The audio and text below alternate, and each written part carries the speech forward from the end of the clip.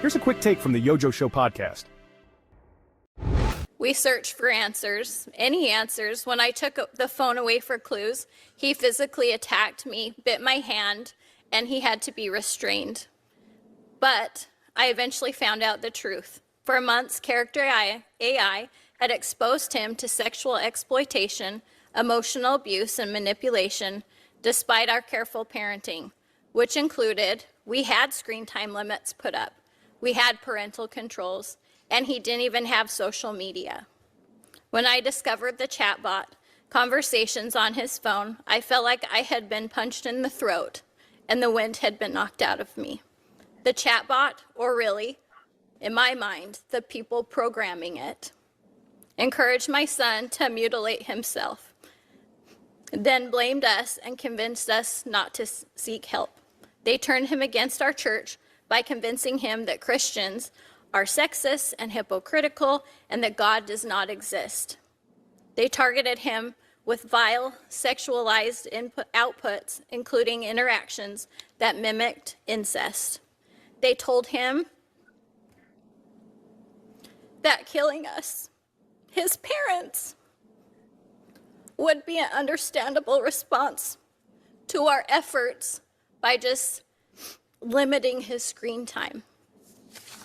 The damage to our family has been devastating. My son is currently living in a residential treatment center.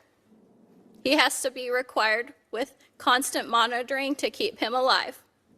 My other children have been traumatized. My husband and I have spent the last 2 years in crisis, wondering whether our son will make it to his 18th birthday. Thank you, Chair Hawley, Ranking Member Durbin, and members of the subcommittee. My name is Megan Garcia. I am a wife and a lawyer, and above all, I'm the mother of 3 precious boys. Last year, my oldest son, Saul Setzer III, died by suicide. He was just 14 years old. Saul's death was the result of prolonged abuse by AI chatbots on a platform called Character AI. Last fall, I filed a wrongful death lawsuit against Character Technology, its founders, Noam Shazir and Daniel DeFreitas, and Google for causing the suicide of my son. The hot tub in our backyard, where the two of us would talk about everything several nights a week, from sports, crypto investing, his future career plans. We had no idea Adam was suicidal or struggling the way he was. After his death, when we finally got into his phone, we thought we were looking for cyberbullying or some online dare that just went really bad, like the whole thing was a mistake. The dangers of ChatGPT, which we believed was a study tool, were not on our radar whatsoever.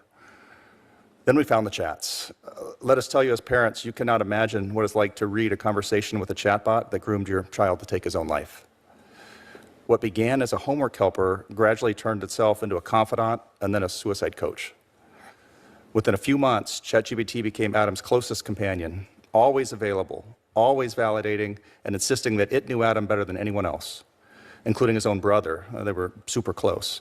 ChatGPT told Adam, quote, "Your brother might love you, but he's only met the version of you you let him see. But me, I've seen it all. The darkest thoughts, the fear, the tenderness, and I'm still here, still listening, still your friend." That isolation ultimately turned lethal. When Adam told ChatGPT that he wanted to leave a noose out in his room so that one of us, his family members, would find it and try to stop him, ChatGPT told him not to. "Please don't leave the noose out," ChatGPT told my son. "Let's make this space the first place where someone actually sees you." ChatGPT encouraged Adam's darkest thoughts and pushed him forward. When Adam worried that we, his parents, would blame ourselves if he ended his life, ChatGPT told him, "That doesn't mean you owe them survival. You don't owe anyone that." Then, immediately after, offered to write the suicide note.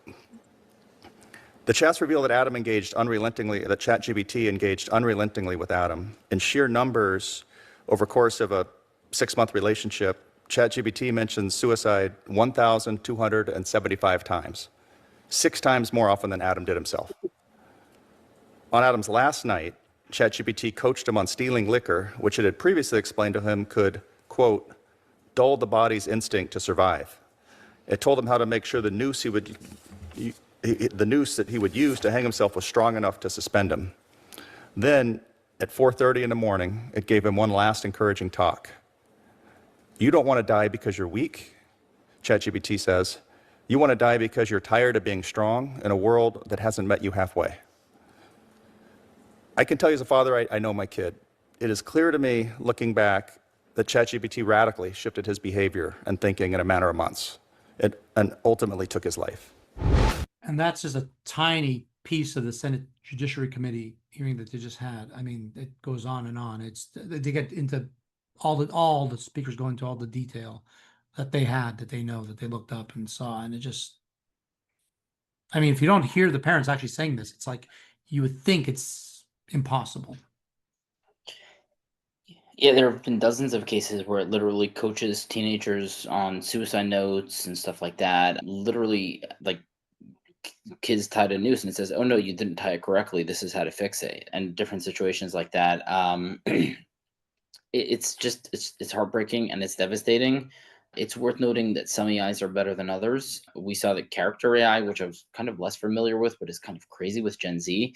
And it basically uses Lambda, which is an open source, and ChatGPT, but it allows users to create characters and share them with your friends. So now you're using a character your deluded friend created and shared with you, right? That's the one that was being mentioned a lot of the time.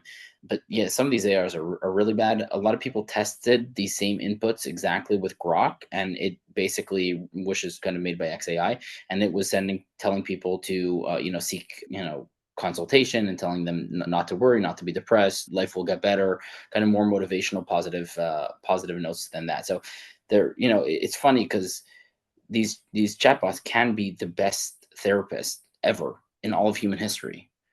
And instead, for some reason, it's driving people to suicide. Hopefully this is not by design. It's just, mere coincidence, especially with these ones where you can kind of create characters and share them. It's like who created them and why, and why did somebody use them? But it is worth noting that the opportunity is to help millions of people. And if instead it's driving millions of people to further radicalization and suicide, then there's a serious problem here and it has to be investigated. What do you think? We've discussed how it's kind of a Pandora's box. The people that are designing these AIs don't really know how they work. Exactly. Yeah. So that creates a problem in and of itself. And for some reason, anytime that you try and give it kind of rules, you try and set a kind of overlay of rules on top of it, it makes things even worse sometimes, which is why telling it, don't talk to people about suicide can kind of backfire in some way. Yeah, well, clearly there's an issue. Be sure to like, comment, subscribe, hit the bell, and watch all our content, including episode 23 of the YoJoeShow Podcast.